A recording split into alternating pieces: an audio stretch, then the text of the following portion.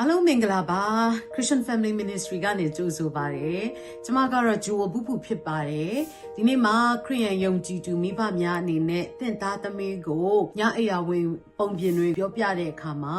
ဆောင်ရန်ရှောင်ရန်အချက်ကလေးတွေကိုကျွန်မအနေနဲ့ပြောပြပေးသွားမှာဖြစ်ပါတယ်။ကျွန်တော်တို့ဟာညအိယာဝင်ခံဒီကလေးတွေကိုပုံပြင်တွေပြောတဲ့အချိန်ရှိတယ်ဆိုရင်ဒါဟာအမတန်မှကောင်းတဲ့အချိန်ဖြစ်ပါတယ်။တကယ်ကိုမိဘနဲ့သားသမီးကြားမှာ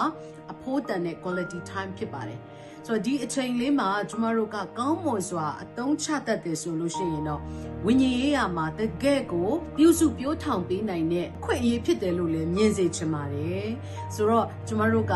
ကလေးတွေကိုညအိယာဝင်ပုံပြင်တွေကိုပြောတဲ့အခါမှာလောကမှာရှိတဲ့တခြားသောဒန္တာရီပုံပြင်တွေနဲ့ကလေးတွေကိုကျမတို့ကဆုံးမတယ်ပေါ့နော်ချင်းချောက်တယ်ကြောက်အောင်ပြောမဲ့အစားတမာကျမ်းစာမှာပါတဲ့ပုံဝတ္ထုလေးတွေကိုပြောပြပြီးတော့မှကလေးတွေကိုတုံ့တင်ပေးဖို့ရန်အတွက်အထူးလိုအပ်တာဖြစ်ပါတယ်ဒီအရာဟာအချင်းကြီးလုံးဝအချိန်ကုန်သွားတဲ့အရာမဟုတ်ပဲနဲ့အ ਨੇ ဆုံးသူတို့မအိတ်ခင်နာရီဝက်တနာရီလောက်ကျမတို့အချိန်ယူပြီးတော့မှသူတို့ကိုပြောပြပေးဖို့ရန်အတွက်လိုအပ်တာဖြစ်ပါတယ်ဆိုတော့ကျမတို့ပထမဦးဆုံးအနေနဲ့ကလေးတွေကိုပုံဝတ္ထုတွေပြောပြတဲ့အခါမှာနံပါတ်1အနေနဲ့ပြင်ဆင်ရမယ့်အချက်ကတော့အသင်အနေနဲ့ပြောပြမယ့်ပုံဝတ္ထုကိုအ ਨੇ ဆုံးတစ်ကြိမ်ဓမ္မကျမ်းစာကိုဖွင့်ဖတ်ပါဒီကျမတို့ကြားဘူးနေကြပဲဒါဝိနဲ့ဂေါလိယအကြောင်းဖြစ်တယ်လို့သင်ထင်ကောင်းချင်ပါလိမ့်မယ်ဒါပေမဲ့ကျမတို့ကအသေးစိတ်ပြန်ပြီးတော့မှဖတ်ထားတာမရှိဘူးဆိုရင်မာယွန်းနဲ့အချက်လက်တွေကိုပေါ့နော်ပြောမိသွားနိုင်တယ်ဥပမာဒါဝိကကြောက်ခဲသုံးလုံးကောက်တယ်လို့ပြောမိကောင်းပြောမိသွားနိုင်တယ်အဲ့တော့ကလေးကလည်းဒါဝိဟာချောင်းထဲကကြောက်ခဲသုံးလုံးကောက်တယ်လို့မှတ်မိသွားနိုင်တယ်ပေါ့နော်ဆိုတော့တကယ်တမ်းဖွင့်ဖတ်ပြီးတော့ကြည့်မယ်ဆိုရင်ဒါဟာကြောက်ခဲ9လုံးကောက်တယ်ဆိုတဲ့ဟာမျိုးပေါ့နော်ဆိုတော့အဲ့လိုအချက်လက်ကလေးတွေကအစပြောပြနိုင်ဖို့ရန်အတွက်ကျမတို့အနေနဲ့မမာယွန်းအောင်လို့အသင်အနေနဲ့ပြင်ဆင်ပါဖတ်ရှုပါလို့အကြံပြုချင်တယ်နောက်တစ်ချက်အနေနဲ့တော့ကျမတို့ဝိညာဉ်တော်ဖခင်ရဲ့ဥဆောင်လမ်းပြမှုကိုကျမတို့ကလိုအပ်တာဖြစ်တဲ့အတွက်ဆုတောင်းဆက်ကအနံမှာဒီနေ့ကျမတို့ပုံဝတ္ထုတွေကိုပြောတဲ့အခါမှာ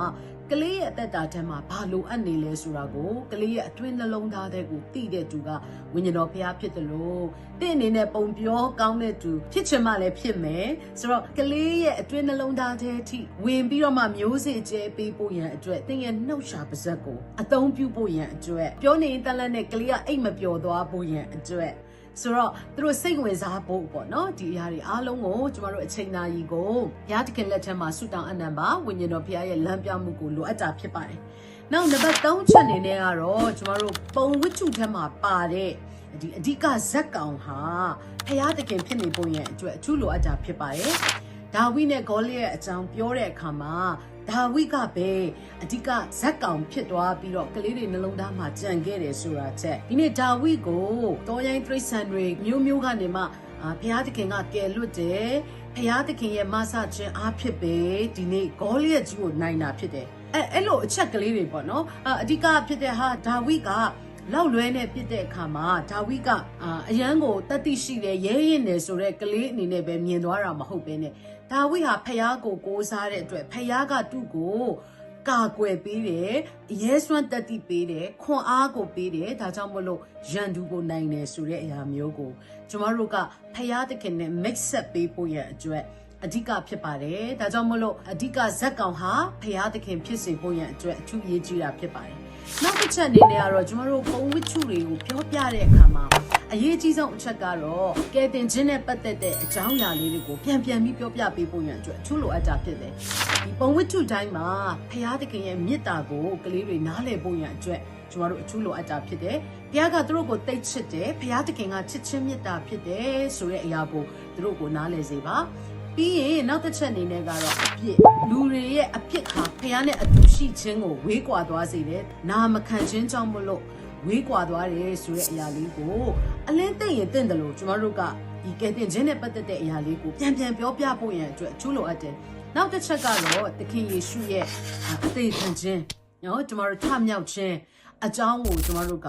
ပြောပြပေးဖို့ရန်အတွက်လိုအပ်ပါတယ်ဒီနေ့အပြစ်ကြောင့်မို့လို့လူနဲ့ဖះเจ้าမှာဝေးကွာသွားတဲ့အခါမှာသခင်ယေရှုခရစ်ရဲ့နာခံခြင်းအဖြစ်အာဒံနဲ့ဧဝမနာခံခြင်းကြောင့်ရလာတဲ့အပြစ်တရားရဲ့အဖို့အခါကို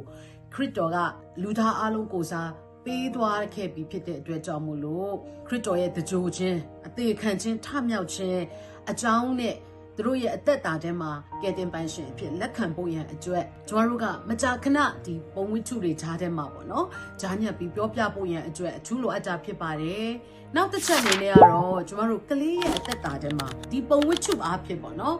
ဘယ်လိုသင်ယူစရာရှိမလဲသူရဲ့လက်တွေ့ဘဝထဲမှာလက်တွေ့ကြနဲ့သူခံယူသွားနိုင်တဲ့အကြောင်းအရာလေးတွေကိုကျမတို့ကပြောပြနိုင်ဖို့ရန်အတွက်အထူးလိုအပ်တာဖြစ်တယ်။များတော့အဖြစ်ကျမတို့ကပုံပြင်တစ်ခုလိုပဲပြောပြသွားတဲ့အခါမှာကလေးတွေကလည်းပုံပြင်တစ်ခုလိုပဲကလေးတွေအသက်တာထဲမှာဒါဝိအကြောင်းဂေါလိအကြောင်းဆိုတာနဲ့သိပြီးတော့မှ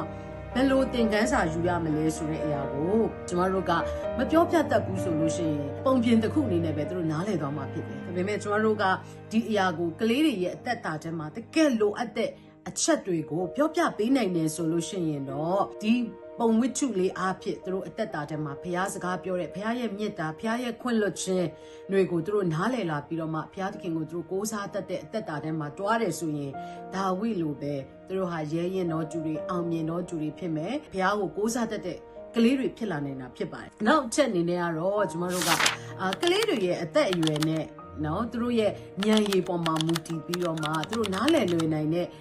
အခေါ်အဝေါ်အပြောဆိုလေးတွေကိုကျမတို့ကပြုလုပ်ပေးဖို့ရန်အတွက်လိုအပ်တာဖြစ်ပါတယ်နော်ဆိုတော့များတော့အဖြစ်ကျမတို့ကကလေးနားမလည်နိုင်တဲ့ခက်ခဲစကားလုံးတွေဝေါ်ဟာရတွေကိုပြောမဲ့အစားသူတို့နားလည်နိုင်တဲ့အရာနဲ့သူတို့ရဲ့ဘဝအသက်တာထဲမှာတွဲဖက်ပြီးတော့မှသူတို့ရင်ဆိုင်ရတဲ့အရာဥမာဂေါလိရဲ့လူမျိုး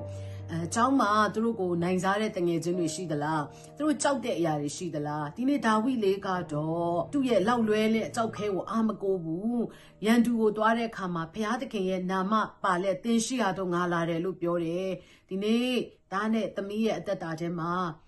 ဂေါလိယကြီးလိုဘုရားသခင်ကိုကျိန်းပနေတဲ့ရန်သူလိုမျိုးကိုရင်ဆိုင်တဲ့အခါမှာ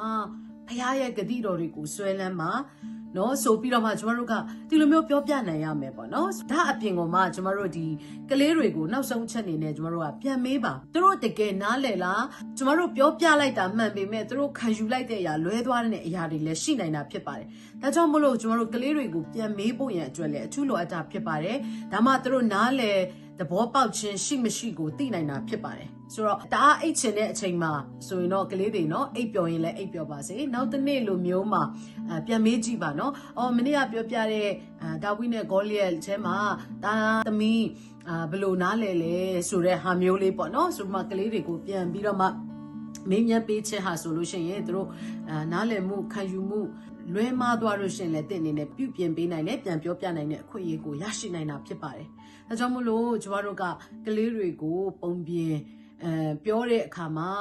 ညအိယာဝင်ပုံပြင်တွေကိုတန်တာရီတွေကိုပြောပြမဲ့အစားတမန်ကျမ်းစာမှာပါတဲ့ပုံဝိတ္ထုတွေဟာတကယ်အဖြစ်အပျက်အစစ်အမှန်တွေဖြစ်တယ်တမိုင်းဖြစ်တယ်ဆိုတဲ့အရာကိုလည်းပြောပြပေးပါဖယားသခင်ရဲ့နှုတ်ကပတ်တော်အတိုင်းသင်ဟာကလေးတွေကိုကောင်းမွန်စွာဆုံးမခြင်းတွင်တင်ခြင်းကိုပုံဝိတ္ထုတွေအားဖြင့်လည်းပြုလုပ်နိုင်တယ်ဒီအရာဟာအဓိကမိဘတွေအနေနဲ့ဆောင်ရန်ရှောင်ရန်အချက်တွေပုံဝိတ္ထုပြောတဲ့အခါမှာပြင်ဆင်ဖို့ရန်အတွက်ဝင်ငါပေးပါတယ်အရောက်စီတိုင်းဖယားသခင်အထူးကောင်းချီးပေးပါစေ